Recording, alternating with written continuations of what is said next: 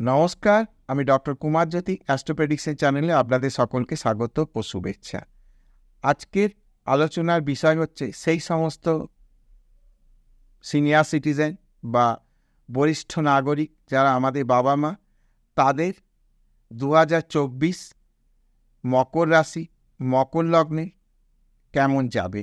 অর্থাৎ মকর লগ্ন, মকর রাশি বরিষ্ঠ যারা নাগরিক রয়েছেন বা সিনিয়র সিটিজেন রয়েছেন, তাদের 2024 সালে রাশিফল কেমন যাবে।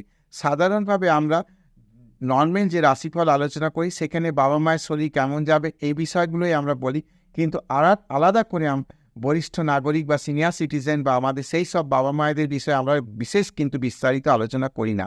আমার মনে হয়েছে যে এই সব মানুষগুলির জীবনের চাহিদা তো আস্তে আস্তে কমে আসে বা নিড খুবই অল্প, তো তাদের বিষয়ে যদি কিছু বলা যায়, তো সেই জন্যে আমার এই প্রয়াস 2024 সাল তাদের কেমন যাবে। অলরেডি আমি মেষ থেকে ধনু পর্যন্ত আলোচনা করে ফেলেছি। আজকে আমাদের আলোচনার বিষয় হচ্ছে মকর রাশি বা মকর লগ্ন। তো তাদের সাধারণ কি শরীর স্বাস্থ্য কেমন যাবে, হাজব্যান্ড বা ওয়াইফের শরীর স্বাস্থ্য কেমন যাবে, সন্তান সন্ততি কেমন থাকবে, সন্তান সন্ততির সঙ্গে সম্পর্ক ভালো থাকবে কিনা, টাকা পয়সা যেটুকু রয়েছে সেটুকু ঠিকঠাক থাকবে না, মেডিকেল এক্সপেন্সে খরচা হয়ে যাবে, পেনশনভোগী যারা তাদের পেনশন বৃদ্ধির কোনো সম্ভাবনা রয়েছে কিনা ইত্যাদি, এরকম কিছু একটু ঘুরতে যাওয়া হবে কিনা, সন্তান সন্ততির সঙ্গে দেখা করতে দূরে আছে যাওয়া যাবে কিনা, এই সমস্ত বিষয় বা এমন কিছু ক্লোজ আত্মীয় যাদের সঙ্গে জীবনের অনেকটা সময় কেটেছে, তো তাদের সঙ্গে দেখা করা হবে কিনা, অনেক দিন দেখা হয়নি, তো ইত্যাদি বিষয়গুলো নিয়ে আমি একটু আলোচনা করব এখানে। তো প্রথমেই বলি যে আমরা রাশিফল যখন বার্ষিক রাশিফল আলোচনা করি, সেটা এমনি জেনারেলি হোক বা বরিষ্ঠ নাগরিকদের জন্যই হোক, মূলত বার্ষিক রাশিফলের ক্ষেত্রে 4টে গ্রহের ওপর গুরুত্ব দেওয়া হয়ে থাকে।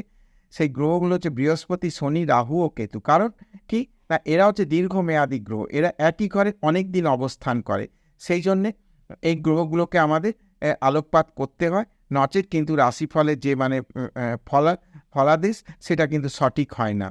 তো আমরা মকর লগ্ন মকর রাশির ক্ষেত্রে আলোচনা করার ক্ষেত্রে আমরা দেখে নেব যে বৃহস্পতি কিন্তু মেষ রাশিতে মার্গীয় অবস্থায় অবস্থান করছে, এবং বৃহস্পতি 1 মে মেষ রাশি থেকে চলে যাবে বৃষ রাশিতে, এবং 9 অক্টোবর আবার বৃষ রাশিতে বক্রী হবে।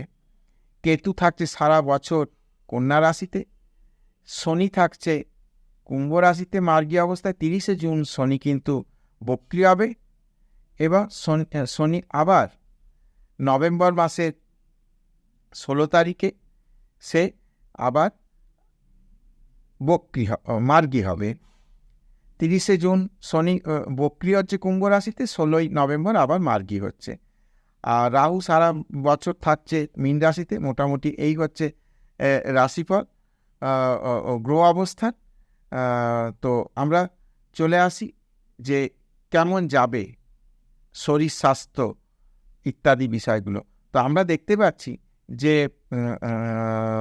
রবি কিন্তু মাসের প্রথমে অর্থাৎ জানুয়ারি মাসের 16 তারিখে মকর রাশিতে অবস্থান করবে। তাহলে রবি যেহেতু এমন একটা প্ল্যানেট যে আলো দিয়ে থাকে, জগৎকে আলোকিত করে, অটোমেটিক রবি লগ্নে বা রাশিতে অবস্থান করা মানে শরীর স্বাস্থ্য বিষয় যথেষ্ট একটা পজিটিভ দিক। এবং লগ্নের মালিক বা রাশির মালিক শনি, সে কিন্তু দ্বিতীয় সক্ষেত্রস্থ হয়ে বসে আছে। অটোমেটিক মকর রাশি মকর লগ্নে সেই সব বাবা মায়েদের উদ্দেশ্যে বলি যে আপনাদের শরীর স্বাস্থ্য বিষয়ে খুব একটা চিন্তা করতে হবে না, শরীর স্বাস্থ্য মোটের ওপর ভালো যাবে। আর রাশির অধিপতি শনি যেহেতু সারা বছর স্ট্রং অবস্থায় সক্ষেত্রস্থ হয়ে থাকছে, অটোমেটিক শারীরিক বিষয়টা অনেকটা থিতু অবস্থা থাকবে, এ বিষয়ে কোনো সন্দেহের জায়গা রাখে না। এবার শনি দ্বিতীয় ঘরের অধিপতি, অটোমেটিক সেভিংসের জায়গা বলতে এখন তো গচ্ছিত ব্যাংকে যে টাকা বা পেনশন, তো বলি হয়তো দেখা যাবে ব্যাংকে কিছু ইন্টারেস্ট বাড়ছে, সেটা অল্প হলেও, বা কোনো পেনশন নেই, কিছু বর্ধিত হারে কিছু পেনশন পাওয়ার একটা সুযোগ হচ্ছে। তো কাজেই অর্থনৈতিক বিষয়টাও কিন্তু মোটের ওপর খুব খারাপ বলতে পারছি না, প্রচুর অর্থ ক্ষয় হয়ে যাচ্ছে এমনও দিক দেখা যাচ্ছে না। অর্থনৈতিক বিষয় বা সেভিংসের জায়গাটা মোটের ওপর ঠিক থাকবে। এবার আর যে বিষয়টা আসে তাতে সন্তান সন্ততির সঙ্গে সম্পর্ক এবং সন্তান সন্ততিদের হ্যাঁ, সন্তান সন্ততির সঙ্গে সম্পর্কের জায়গাটা কিন্তু অটুট থাকবে। সন্তান সন্ততি কিন্তু বাবা মায়ের প্রতি যথেষ্ট ফিলিংস থাকবে এবং দেখভালের জায়গাও কিন্তু সে দূরে থাকলেও কিন্তু সে কিন্তু দেখভালের একটা জায়গা রাখছে এবং যারা কাছে রয়েছে তারাও কিন্তু সেই সন্তানরাও অবশ্যই সুসন্তান হয়ে বাবা মায়ের সেবা যত্ন দেখভাল করবে এবং যতটা করা ততটা করবে এবং সন্তান সন্ততি এই যে মানে শরীর স্বাস্থ্য বিষয়ও কিন্তু ভালো থাকবে। এটা নিয়েও বাবা মায়েদের খুব একটা কিন্তু চিন্তার জায়গা নেই। এবার হচ্ছে স্বামী স্ত্রীর শরীর স্বাস্থ্য কেমন থাকবে? স্বামী স্ত্রীর শরীর স্বাস্থ্যের বিষয়ে খুব বড় কিছু সমস্যা না। একদম বছরের ১ম কটা দিন হয়তো একটু শারীরিক বিষয়ে হাসব্যান্ড ওয়াইফের কোনো সমস্যা থাকতে পারে। বর্তমানে এখন ঠান্ডার সময় চলছে, হয়তো কোল্ড অ্যান্ড কাফ বা ঠান্ডা লেগে গেছে, এইসব বিষয়ে সমস্যা হতে পারে। বাকি কিন্তু খুব একটা শরীর স্বাস্থ্য ২০২৪ সালে খারাপ যাবে এমন বলা যায় না। যারা বয়সজনিত কারণে সমস্যায় ভুগছে তাদের বিষয়ে একটু সাবধান থাকতে হয়তো হবে, কিন্তু বড় রকমের কোনো মেডিকেল এক্সপেন্সেসের জায়গা খুব একটা দেখা যাচ্ছে না। মোটের ওপর ভালোই বলা যায়। এরপর যে ঘোরাঘুরি হবে কি না? হ্যাঁ, এবছর ঘোরাঘুরি করার জায়গা আছে, বেড়াতে যাওয়ার কোনো মনোরম জায়গায় ভ্রমণ বা সন্তান সন্ততি দূরে আছে মেয়ের কাছে বা ছেলের কাছে যাওয়ার সুযোগ ঘটবে। কাজেই তাতে কিন্তু মানসিক খানিকটা পরিবর্তন হবার একটা সুযোগ ঘটবে।